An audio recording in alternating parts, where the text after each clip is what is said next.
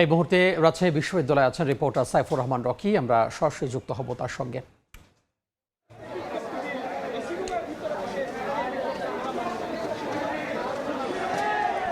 রাকসু নির্বাচনের তারিখ পরিবর্তন করা হয়েছে আরেক দফা এবং এটি 25 সেপ্টেম্বর থেকে পিছিয়ে করা হয়েছে 16 অক্টোবর।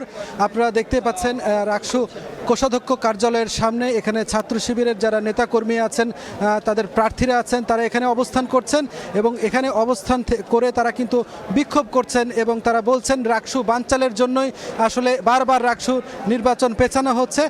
এখন আসলে আজানের কারণে তাদের এই যে বিক্ষোভ সমাবেশ সেটিতে কিছুটা এখন স্থগিত হয়েছে, তবে কিছুক্ষণ আগেও তাদেরকে আমরা এই বিক্ষোভ সমাবেশ করতে দেখেছি এবং এখান থেকে তারা বলেছেন যে বৃহত্তর কর্মসূচিরও তারা ডাক দিতে পারেন। আসলে তারা এই বিষয়টি নিয়ে এখন আলোচনা করছেন যে এখন আসলে কি ধরনের সিদ্ধান্তে, কি ধরনের প্রোগ্রামে তারা যাবেন।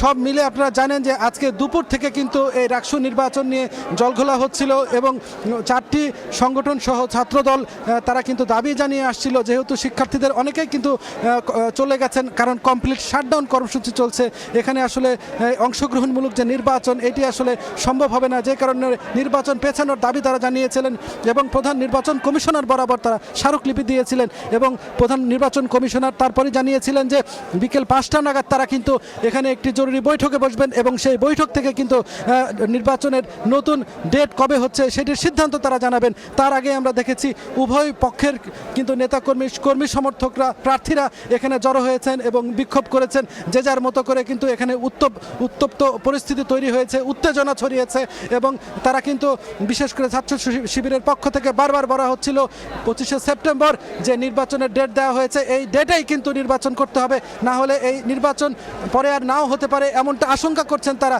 এবং এই নির্বাচন বানচালের ষড়যন্ত্র হিসেবেই তারা আসলে এটিকে দেখছেন। পাশাপাশি ছাত্রদল সহ অন্যান্য প্যানেলে যারা আছেন তারা যেটি বলছেন যে যেহেতু কমপ্লিট শাটডাউন কর্মসূচি চলছে, ক্লাস পরীক্ষা বন্ধ হয়ে গেছে, এর মধ্যে কিন্তু একাডেমিক কার্যক্রমও বন্ধ আছে, সব কিছু যখন বন্ধ শিক্ষার্থীরা তখন কিন্তু বাড়ি ফিরে গেছেন। এই বাড়ি ফিরে যাওয়ার কারণে এখন আসলে অংশগ্রহণমূলক যে নির্বাচন সেটি আসলে সম্ভব হচ্ছে না, যে কারণে প্রশাসন যদি এখন নির্বাচন দেয় সেটি হবে আসলে প্রহসনের নির্বাচন। এই প্রহসনের নির্বাচন শিক্ষার্থীরা মেনে নেবেন না বলে তারা কিন্তু ঘোষণা দিয়েছেন, হুঁশিয়ারিও দিয়েছেন। পাশাপাশি আমরা এই দুই পক্ষের যখন আন্দোলন চলছিল ঠিক তার এই সময় দেখলাম একটি প্রেস বিজ্ঞপ্তি দিয়ে কিন্তু প্রধান নির্বাচন commissioner doctor F Nazrul Islam তিনি কিন্তু 16 অক্টোবর নতুন রাকসু নির্বাচনের ভোট গ্রহণের তারিখ তিনি ঘোষণা করেছেন এবং এটি আসলে এখন সর্বশেষ তারিখ হিসেবে চিহ্নিত করা হয়েছে। আমরা এর পরপরই বিভিন্ন ছাত্র সংগঠনের প্রতিক্রিয়া জেনেছি, ছাত্র দলের প্রতিক্রিয়া জেনেছি। তারা বলেছেন যে এখানে আসলে শিক্ষার্থীরা যেটি চাচ্ছিল, শিক্ষার্থীদের যে দাবি দেওয়া ছিল নির্বাচন পিছিয়ে দেওয়ার, বিভিন্ন প্রার্থীদের বিভিন্ন প্যানেলের দাবি ছিল নির্বাচন পিছিয়ে দেওয়ার, এটি পিছিয়ে দেওয়ায় তারা আসলে সন্তোষ প্রকাশ করেছেন। একইভাবে অসন্তোষ প্রকাশ করেছেন ছাত্র শিবিরের নেতাকর্মীরা। পাশাপাশি আমরা ছাত্র শিবিরের যিনি ভিপি প্রার্থী মুস্তাকুর রহমান জাহিদ তার সঙ্গে কথা বলেছি, তিনি বলেছেন আসলে বারবার এইভাবে নির্বাচন পেছানোর মাধ্যমে শিক্ষার্থীদের মনোবল সেটি ভেঙে দেওয়া হচ্ছে। এখানে 35 বছর যাবৎ নির্বাচন হয় না, শিক্ষার্থীরা একটি নির্বাচন দেখার অপেক্ষায় ছিল। এই নির্বাচন যখন হচ্ছে না তারা ধরে নিচ্ছেন যে আগামীতেও আসলে এই নির্বাচন হবে কিনা এ নিয়ে তারা সংশয় প্রকাশ করেছেন। আমরা তার সঙ্গে কথা বলেছি, তিনি আসলে জানিয়েছেন কিছুক্ষণ পরে তারা বিক্ষোভ করবেন এবং এই বিক্ষোভ করার মধ্য দিয়ে তাদের প্রতিবাদ তারা আসলে করবেন এবং তারা আবারও পুনর্বিবেচনা করে এই 25 সেপ্টেম্বরে আসলে নির্বাচনের তারিখ যেন আবার বিবেচনা করে ঘোষণা করা হয়, সেই দাবি আসলে ছাত্র শিবিরের পক্ষ থেকে আসলে করা হচ্ছে।